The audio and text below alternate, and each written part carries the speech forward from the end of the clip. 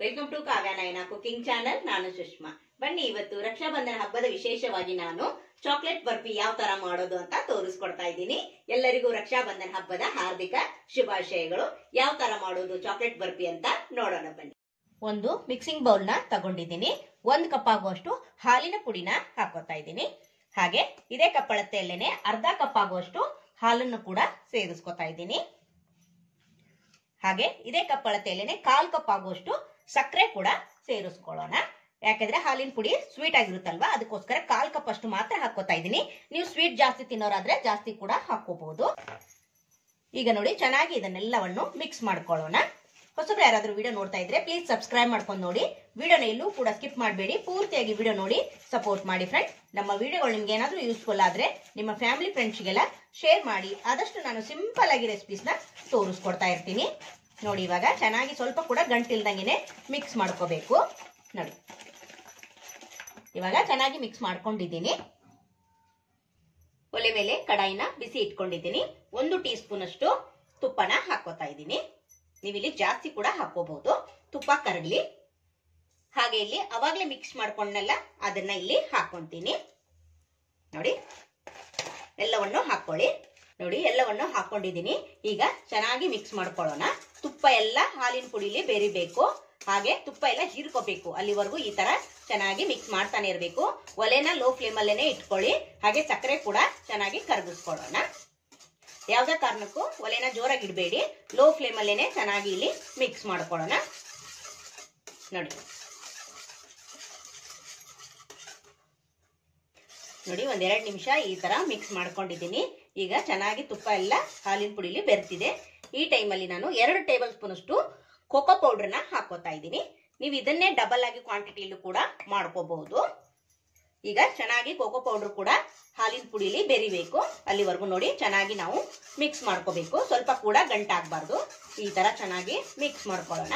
ರಕ್ಷಾಬಂಧನ ಹಬ್ಬಕ್ಕೆ ನಾನು ಡಿಫ್ರೆಂಟ್ ಆಗಿ ಸ್ವೀಟ್ ಅನ್ನ ಮಾಡಿ ತೋರಿಸ್ತಾ ಇದ್ದೀನಿ. ತುಂಬಾ ಅಂದ್ರೆ ತುಂಬಾ ಚೆನ್ನಾಗಿರುತ್ತೆ. ತುಂಬಾ ಸಿಂಪಲ್ ಆಗಿ ಮಾಡ್ಕೋಬಹುದು. ನೋಡಿ, ಚೆನ್ನಾಗಿ ಈಗ ಮಿಕ್ಸ್ ಮಾಡ್ಕೊಳ್ಳೋಣ. ನೋಡಿ, ಇವಾಗ ಚೆನ್ನಾಗಿ ಕೈ ಬಿಡದಂಗೆನೆ ಮಿಕ್ಸ್ ಮಾಡ್ಕೋತಾ ಇದ್ದೀನಿ. ಕೋಕೋ ಪೌಡರ್ ಕೂಡ ಹಾಲಿನಲ್ಲಿ ಚೆನ್ನಾಗಿ ಮಿಕ್ಸ್ ಆಗಿದೆ. ಈಗ ತಳ ಬಿಡಬೇಕು. ಅಲ್ಲಿವರೆಗೂ ನಾವು ಇದೇ ತರ ಕೈ ಆಡಿಸ್ತಾನೆ ಇರಬೇಕು. ಸ್ವಲ್ಪ ಕೂಡ ಬಿಟ್ರೆ ತಳ ಅಂಟೋ ಸಾಧ್ಯತೆ ಇರುತ್ತೆ. ಅದಕ್ಕೋಸ್ಕರ ನಿಮಗೆ ಬೇಕಂದ್ರೆ ಮತ್ತೆ ತುಪ್ಪ ಕೂಡ ನೀವು ಇಲ್ಲಿ ಹಾಕೊಂಡು ಮಿಕ್ಸ್ ಮಾಡ್ತಾನೆ ಇರಬೇಕು. ಈಗ ನಾನು ತಳ ಬಿಡೋವರೆಗೂ ಮಿಕ್ಸ್ ಮಾಡ್ಕೊಂತೀನಿ. ನೋಡಿ, ಇವಾಗ ಆಗ್ಲೇ ಗಟ್ಟಿ ಆಗ್ತಾ ಬರ್ತಾ ಇದೆ. ಇನ್ನು ಗಟ್ಟಿ ಆಗ್ಬೇಕು, ಫುಲ್ಲು ನಮಗೆ ತಳ ಬಿಡಬೇಕು. ಅಲ್ಲಿವರೆಗೂ ನಾವು ಮಿಕ್ಸ್ ಮಾಡ್ತಾನೆ ಇರಬೇಕು. ನೋಡಿ, ಇವಾಗ ಚೆನ್ನಾಗಿ ಮಿಕ್ಸ್ ಮಾಡ್ಕೊಂತಾನೆ ಇದ್ದೀನಿ. ಕೈ ಕೂಡ ಬಿಟ್ಟಿಲ್ಲ ನಾನು. ನೋಡಿ, ತಳ ಕೂಡ ಬಿಡ್ತಾ ಇದೆ ಅಲ್ವಾ.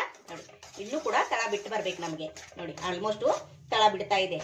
ಇನ್ನು ಕೂಡ ಚೆನ್ನಾಗಿ ನಾವು ಇದೇ ತರ ಕೈ ಬಿಡ್ದಂಗೆನೆ ಮಿಕ್ಸ್ ಮಾಡ್ತಾ ಇರಬೇಕು. ಇನ್ನೊಂದ್ 2 ನಿಮಿಷ ಈ ತರ ಮಾಡಿದ್ರೆ ತಳ ಬಿಟ್ಟುತ್ತೆ. ನೋಡಿ ನೋಡಿ ಫ್ರೆಂಡ್ಸ್, ಅವಾಗಿನಕ್ಕಿಂತ ಇವಾಗ ತುಂಬಾ ಗಟ್ಟಿ ಅನಿಸ್ತಾ ಇದೆ ಅಲ್ವಾ. ನೋಡಿ, ತಳ ಕೂಡ ಬಿಟ್ಟು ಬರ್ತಾ ಇದೆ ಫ್ರೆಂಡ್ಸ್. ಇಷ್ಟ ಆದ್ರೆ ಸಾಕು. ಇವಾಗ ಒಂದು ಬೌಲ್ಗೆ ನಾನು ತುಪ್ಪ ಸವರಿ ಇಟ್ಕೊಂಡಿದ್ದೀನಿ.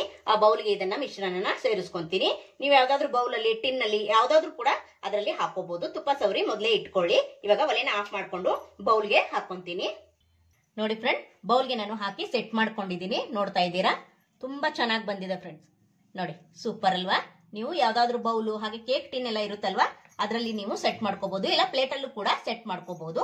ನೋಡಿ, ಎಷ್ಟು ಚೆನ್ನಾಗಿ ಬಂದಿದೆ ಅಲ್ವಾ ಫ್ರೆಂಡ್ಸ್. ಮೇಲೆ ನಾನು ಡ್ರೈ ಫ್ರೂಟ್ಸ್ ನ ಹಾಕೊಂತೀನಿ.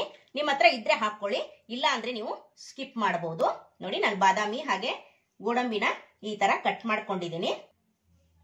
ನೋಡಿ, ಡ್ರೈ ಫ್ರೂಟ್ಸ್ ಕೂಡ ಹಾಕೊಂಡಿದ್ದೀನಿ. ನೀವು ಸಣ್ಣ ಸಣ್ಣದಾಗಿ ಕಟ್ ಮಾಡ್ಕೊಂಡು ಕೂಡ ಹಾಕೋಬಹುದು. ನೋಡಿ, ನಾನು ಈ ತರ ಇಟ್ಕೊಂಡಿದ್ದೀನಿ. ಹಾಗೆ ಇದನ್ನು ಕೂಡ ಅಷ್ಟೇ ಈ ತರ ಸ್ವಲ್ಪ ಪ್ರೆಸ್ ಮಾಡಬೇಕು. ನೋಡಿ, ಈ ತರ ಡ್ರೈ ಫ್ರೂಟ್ಸ್ ಪ್ರೆಸ್ ಮಾಡಿದ್ರೆ ನಾವು ಕಟ್ ಮಾಡುವಾಗ ಚೆನ್ನಾಗಿ ಕಾಣಿಸುತ್ತೆ ಅಂತ ಅಷ್ಟೇ. ನೋಡಿ, ಈ ತರ ಪ್ರೆಸ್ ಮಾಡಬೇಕು. ನೋಡಿ ನೋಡಿ ಫ್ರೆಂಡ್, ಸ್ವೀಟು ರೆಡಿ ಆಯ್ತು.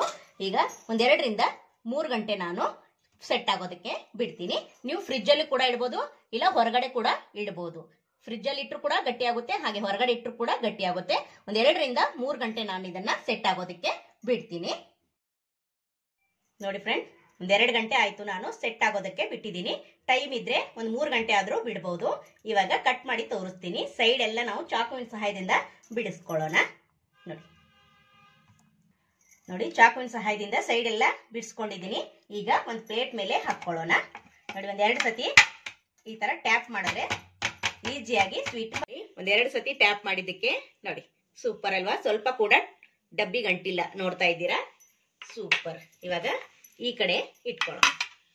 ನೋಡಿ ಒಂದು ದೊಡ್ಡ ಚಾಕ್ಲೇಟ್ ಬಂದಂಗೆ ಬಂದಿದೆ ಫ್ರೆಂಡ್ಸ್, ನೋಡ್ತಾ ಇದ್ದೀರಾ? ಸೂಪರ್ ಆಗಿ ಬಂದಿದೆ. ನಮ್ಗೆ ಯಾವ ಸೈಜ್ ಬೇಕೋ ಆ ಸೈಜ್ ಅಲ್ಲಿ ಶೇಪ್ ಅಲ್ಲಿ ಕಟ್ ಮಾಡ್ಕೊಳ್ಳೋಣ. ನೋಡಿ ಇವಾಗ ಕಟ್ ಮಾಡ್ಕೊಂತೀನಿ. ನೋಡಿ ಎಷ್ಟು ಈಸಿಯಾಗಿ ಕಟ್ ಆಗ್ತಾ ಇದೆ ಅಂತ ನೋಡ್ತಾ ಇದ್ದೀರಾ ಫ್ರೆಂಡ್ಸ್? ನೋಡಿ ಸೂಪರ್.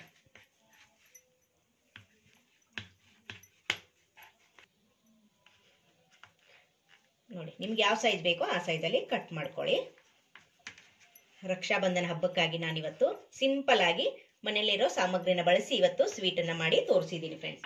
ನೀವು ಒಂದ್ಸತಿ ಟ್ರೈ ಮಾಡಿದ್ರೆ ನಿಮಗೂ ಕೂಡ ಈ ರುಚಿ ಗೊತ್ತಾಗುತ್ತೆ ಫ್ರೆಂಡ್ಸ್. ನೋಡಿ ಸೂಪರ್. ನೋಡಿ ಎಷ್ಟು ಚೆನ್ನಾಗಿ ಬಂದಿದೆ ಅಲ್ವಾ? ನೋಡಿ ಸೂಪರ್. ನೋಡಿ ಒಂದೊಂದು ಪೀಸು ಅಷ್ಟೇ ಫ್ರೆಂಡ್ಸ್, ಎಷ್ಟು ಸಖತ್ತಾಗಿ ಬಂದಿದೆ ಅಂದ್ರೆ ನೋಡಿ ಸೂಪರ್ ಆಗಿ ಮಾಡ್ಕೋಬಹುದು, ಯಾರು ಬೇಕಾದ್ರೂ ಮಾಡ್ಕೋಬಹುದು. ಸೂಪರ್. ನೋಡಿದ್ರಲ್ಲ, ಈ ವಿಡಿಯೋ ನಿಮ್ಗೆ ಇಷ್ಟವಾಗಿದೆ ಅಂತ ಭಾವಿಸ್ತೀನಿ. ನೀವು ಕೂಡ ರಕ್ಷಾಬಂಧನ ಹಬ್ಬದ ದಿನ ನೀವು ಕೂಡ ಒಂದ್ಸತಿ ಟ್ರೈ ಮಾಡಿ ನೋಡಿ, ನಿಮಗೂ ಕೂಡ ಇಷ್ಟ ಆಗುತ್ತೆ ಫ್ರೆಂಡ್ಸ್. ಈ ವಿಡಿಯೋ ನಿಮ್ಗೆ ಇಷ್ಟವಾದಲ್ಲಿ ಪ್ಲೀಸ್ ಲೈಕ್ ಮಾಡಿ, ಶೇರ್ ಮಾಡಿ, ಕಮೆಂಟ್ ಮಾಡಿ, ಸಬ್ಸ್ಕ್ರೈಬ್ ಮಾಡ್ಕೊಳ್ಳಿ. ನಮ್ಮ ವಿಡಿಯೋ ನೋಡಿದ್ದಕ್ಕಾಗಿ ನಿಮ್ಮೆಲ್ಲರೂ ಧನ್ಯವಾದಗಳು. Thank you for watching. ನಮಸ್ಕಾರ ಫ್ರೆಂಡ್ಸ್.